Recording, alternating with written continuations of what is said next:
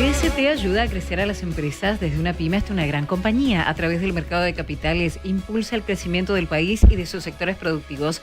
Hacer realidad tus proyectos. BST, el banco de las empresas. Gracias, queridos amigos, por los comentarios, por los mensajes. Los escuchamos atentamente sobre el poder adquisitivo de la gente, sobre Axel Kicillof y el regalito que nos dejó a todos los argentinos con YPF, y sobre el humor social y las creencias sociales que los comentábamos hace un ratito. Julián Josovich es economista, es uno de los tipos que más entiende de economía en la Argentina, lo sabe comunicar muy bien. Julián, ¿cómo estás? Buen día, Luis Gasulla te saluda. ¿Qué tal, Luis? ¿Cómo andás? Bueno, con esta presentación me dejaste la vara muy arriba, me parece. Bueno, por eso te vamos a sacar todo el jugo posible con esta nota que vamos a hacer con Agustina Girón y con todo el equipo. Mira, Julián, el 1,6 de la inflación de ayer es más baja de lo que se esperaba. No implicó o no influyó el alza del dólar en la inflación, ¿no? Bueno, ese es uno de los temas más importantes, ¿no? Estuvo debajo de lo esperado. Recordemos que el relevamiento de expectativa de mercado, que es la encuesta que hace el Banco Central a las consultoras económicas líderes en Argentina, y les pregunta qué expectativa tienen con la inflación, habían anticipado 1,8%, y el mercado en los bonos en pesos tenía implícita una expectativa también de 1,8, 1,9%, con lo cual terminó siendo debajo de lo esperado y fue una sorpresa positiva, porque además también recordemos que la Ciudad de Buenos Aires había dado una inflación del 2,1, así que algunos creían que podía estar mucho más cerca del 2, terminó con un aumento marginal respecto al dato de mayo, que había sido 1,5. Así que sin duda que fue una sorpresa positiva, y de alguna manera esto plantea, digamos, el camino que puede venir hacia adelante en materia inflacionaria. El gobierno mantiene su ancla fiscal como para poder mantener a raya lo que es el escenario nominal en la Argentina. Esto implica lo que pasa con el dólar y lo que pasa con la inflación. Y como vos bien decís, creo que lo más destacable es que desde abril hasta fin de junio, que fue cuando se midió el dato de inflación, que acabamos de conocer, el tipo de cambio había subido cerca de 14%, y eso no se vio reflejado en los precios, lo que en economía se llama el pass-through, el traslado a precios. Cuando el dólar sube, generalmente también tenés una presión cambiaria, inflacionaria. Claro. Sin embargo, en esta oportunidad no hubo. Habrá que analizar por qué no hubo. Quizás, puede ser que hoy los empresarios no tienen margen para subir los precios, o, digamos, estamos en un entorno en donde, simplemente el traslado a precios evidentemente ya no se está dando, no hay un excedente monetario, es decir, no hay un excedente de pesos en la calle. De hecho, por momentos faltan muchos pesos y por eso la tasa de interés sube. Por momentos como ahora, por ejemplo, hay más liquidez y baja la tasa, y también está subiendo el tipo de cambio. Pero digamos, los empresarios hoy, y a diferencia del pasado, no tienen margen como antes para subir los precios, porque hoy la gente ya sabe cuánto valen las cosas, y entonces tampoco te pueden cobrar cualquier cosa y subir, discrecionalmente los precios, cosa que antes sí se podía, ¿no? Ahí hay una discusión, lo hablamos con algunos colegas fuera del aire. Hay una discusión, ¿los precios no suben por la política económica del gobierno o no suben porque el consumo está planchado? El consumo no está planchado. Cuando vos mirás los datos de consumo, están bastante firmes. Lo que pasa es que está virando el consumo. Antes eran otros los componentes de consumo que veías, no sé, los restaurantes explotados, qué sé yo, digamos, algo quizás mucho más visible, pero ahora tenés otro tipo de consumo, quizás de bienes durables, lo que pueden ser, fíjate, no sé, la venta de autos está explotada también, sí. Entonces, digamos, está girando. Sí, pero en alimentos, viste que vos hablas con el carnicero, con el verdulero, con esto, y muchos te dicen, mirá, si yo muevo un poco, acomodo un poco el precio, no me compra nadie. Sí, bueno, eso está claro, y tiene sentido, ¿no? Tiene sentido. Digamos, lo que no tenía sentido es poner precio que sea y que igual te lo paguen, porque sabía la gente que quizás seguía recibiendo digamos, esa liquidez que había en el mercado en el pasado, bueno, digamos, uno podía convalidar cualquier precio, ¿no? Y eso es lo que generaba un alza en la inflación, que después terminaba repercutiendo en aumentos mayores para lo que es el precio de los alimentos y las bebidas, y ese es el impacto más fuerte que tiene la pobreza, ¿no? Porque es una de las cuestiones más sensibles para mí, la pobreza, justamente alimentos y bebidas. Entonces, tocas un tema central. Y hoy también que los empresarios de ese sector no tengan la capacidad de poner el precio que querían como antes, porque claramente la demanda está mucho más ajustada, y también uno puede decir, bueno, a ver, vos querés bajar la inflación, querés tener una economía normal, es muy difícil que la economía esté creciendo a tasas muy fuertes o creciendo fuertemente y al mismo tiempo bajar la inflación, contemplando la inflación que dejaron al gobierno, que dejó el gobierno anterior. Si vos querés llevar la inflación del 200%, como dejó el gobierno anterior, a una inflación razonable de un dígito, y bueno, digamos, la economía va a recesionar al principio y va a caminar a una velocidad más lenta luego, con una distribución de los ingresos y una distribución del crecimiento distinta, hasta que la economía se normalice, y a partir de ahí el gobierno tendrá que incentivar los sectores que quedan rezagados.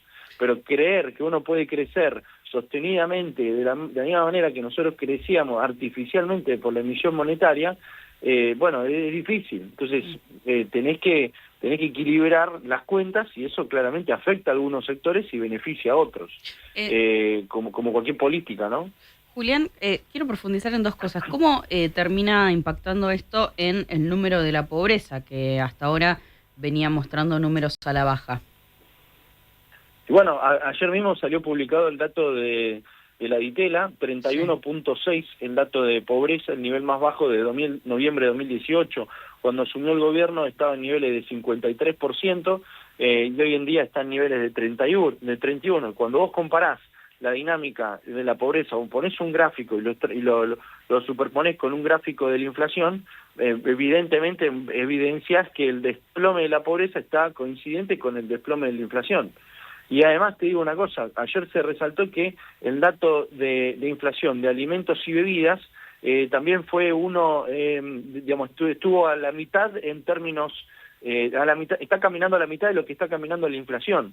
Entonces, cuando uno dice qué gobierno cuida mejor la mesa de los argentinos y también para bajar la pobreza, que tanto hablan de los kirchneristas y la izquierda, de la sensibilidad con los pobres, bueno, los kirchneristas y la izquierda llevaron a la Argentina a un 200% de inflación, con una pobreza al 53%. Este gobierno, que supuestamente es catalogado, que tiene menos sensibilidad con la gente, destruyó la inflación justamente a partir de tener un modelo equilibrado desde el punto de vista fiscal, que funciona como ancla, y que eso permitió el desplome de la inflación y en paralelo a la pobreza. O sea, y esto es importante también por lo que pasó la semana pasada con el tema del Congreso, porque justamente el Congreso y muchos de los que hicieron descalabro fiscal durante cuando fueron gobierno, ahora plantean medidas que atacan justamente ese equilibrio fiscal y que de alguna manera ponen amenaza todo el esfuerzo inflacionario que hizo en la Argentina. Entonces, está todo íntimamente relacionado. Y por eso mismo, mirando a octubre, es clave un buen resultado electoral para la Argentina. Los puntos que hay que tener siempre en cuenta para la pobreza, que hay que mirar mucho: inflación núcleo, el número, por ejemplo, que mencionabas recién de alimentos y bebidas no alcohólicas, y el tema de los salarios, entiendo. ¿Cómo está eso? Mira, la persona que era pobre cuando estaba en el 53%, hoy sigue siendo pobre. Esa es la realidad. ¿Por qué? Porque seguramente le toca vivir en las condiciones que vivía, lo mismo que vivía cuando era 53%. ¿Eso qué significa? Que cuando sale a su casa no tiene asfalto, tiene que ir a hacer sus necesidades de una manera, digamos, desastrosas, ¿no? Uno mira a la provincia de Buenos Aires, un desastre, inseguridad, condiciones, digamos, humanas difíciles de sobrellevar. O sea, el tipo que es pobre, que era pobre antes, en el comercio de Milei, hoy sigue siendo pobre. El tema es que cuando vos mirás si el tipo puede comer o no puede comer, bueno, digamos, con el ingreso que antes tenía y que hoy tiene más capacidades que lo que tenía en el pasado. Pero claramente las condiciones estructurales de la Argentina no cambiaron. Uno no puede decir, claro, bajó la pobreza, entonces con este numerito ya estamos todos bien. No. Todas esas personas siguen viviendo en condiciones desastrosas. Por eso es producto de años y décadas de gobiernos que hicieron la vista gorda contra esas personas y que lo único que le importaban eran, bueno, votame, yo te doy un plan platita, te doy un plan de no sé qué, y bueno, listo. Y miramos para otro lado. De hecho, se ha escondido la pobreza durante mucho tiempo. Pero ese tipo sigue siendo pobre y la Argentina necesita décadas de crecimiento para que esas personas que en el 53% de pobres eran pobres y que hoy lo siguen siendo, necesiten mejores condiciones, necesitan más infraestructura, que el Estado llegue a esos lugares como para, generar el asfalto, generar condiciones de seguridad, que la persona pueda tener un proceso de ascendencia social económica. No lo ha tenido todavía durante el gobierno de Milei. Es cierto que la pobreza bajó, pero producto del desplome de la inflación. Julián, pero todo el resto de las cuestiones sigue siendo pobre. Julián, lo que se votó en el Senado la semana pasada, veremos cuándo finalmente termina vetando el presidente Javier Milei, pero ¿representa romperle la estructura económica del plan económico al gobierno o es una exageración? No, sí, totalmente. A ver, cuando vos mirás lo que hizo el kirchnerismo durante su gestión con relación a los jubilados, los destruyó a los jubilados. Esto de regalar jubilaciones, como hizo el kirchnerismo, y en paralelo romper el sistema de la CFJP, y en paralelo no generar condiciones de crecimiento económico y de creación de empleo, destruyó al jubilado de verdad, al que aportó toda su vida, lo liquidó. Hay un gráfico ahí muy conocido dando vueltas que se hizo muy popular durante todo el fin de semana de Salvador Vitelli, que muestra que en 2005 creo que el 90 y pico % eran jubilaciones que habían sido aportes y solamente 5%, ponele, que eran con moratoria. Y hoy un cuarto de las jubilaciones son con aportes de verdad y el resto son con moratoria. Es decir, que han destruido el concepto real del jubilado. Y entonces el Estado tiene que mantener a gente que no aportó nunca al sistema y que claramente toda esa estrategia fundió. No es que el Estado no tiene que asistir a las personas que necesitan ser asistidas, pero el jubilado de verdad fue liquidado, lo destruyeron. Y vos decís, bueno, ¿y cómo hace el gobierno para soportar a más jubilados? Bueno, tiene que generar condiciones de empleo. Vos decís, bueno, pero el tipo que nunca aportó porque siempre estuvo en negro. Bueno, claro, pero fue el kirchnerismo que gobernó los últimos 20, 30 años, o el peronismo. Entonces, fue el mismo peronismo el cual no generó las condiciones de empleo. Vos para pagar la jubilación de hoy tenés que generar empleo. Porque el tipo que aporta hoy le paga al jubilado de hoy. A vos te va a pagar, tu jubilación te va a aportar el tipo que trabaje en ese momento. Pero si vos no generás empleo, genera una carga cada vez mayor sobre el Estado, y eso es el aumento del déficit. Y si en paralelo vos regalás cheques por todos lados a gente que nunca aportó, estás generando una situación terriblemente difícil para el fisco. Y encima destruiste el sistema de la CFJP, con lo cual en paralelo destruiste el mercado de capitales, imposibilitando el crecimiento a largo plazo, porque el mercado de capitales es un canal de crecimiento, de donde el ahorro se transforma en la inversión. Las empresas acuden al mercado para financiarse y colocar el dinero en las inversiones. Bueno, el gobierno kirchnerista con la CFJP destruyó el mercado de capitales y destruyó ese canal de crecimiento. O sea que destrozó todo. Entonces vos me decís, están preocupados por los jubilados. Bueno, ¿pero qué hiciste cuando fuiste gobierno? Los destruiste. Entonces, ¿ahora te estás preocupando por los jubilados? No, en realidad tenés un discurso populista para bueno, pero esa es la historia del kirchnerismo, es la historia del cinismo político en la Argentina, entonces, eso está claro. Lo que pasa es que en un momento en evidencia se pone todo el tiempo. En un momento, te empiezan a reclamar, escúchame, dale, déjame, que como le pasó a Macri, déjame de hablar del pasado, resolveme el problema ahora. Este gobierno lo trata de hacer y lo hace en muchos aspectos, y en otros, el tema jubilatorio, vos fíjate que en las nubes de palabras de los encuestadores siempre aparece esperanza, motosierra, como lo más positivo del gobierno de Milei, y también entre lo más negativo la palabra ajuste a los jubilados también te aparece, porque las jubilaciones, la mínima, están por el piso siempre, pero ahora también están por el piso.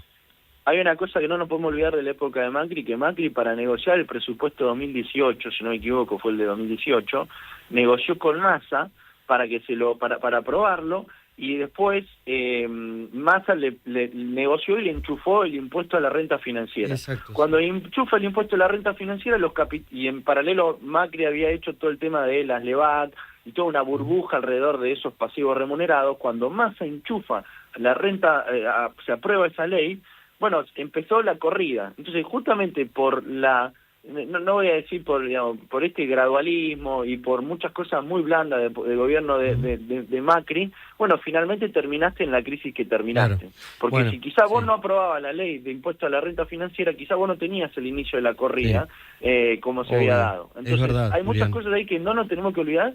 Entonces, Macri puso en riesgo también su propio equilibrio, y Milei encuentra su equilibrio fundamental como el equilibrio fiscal, y no lo puede poner en riesgo.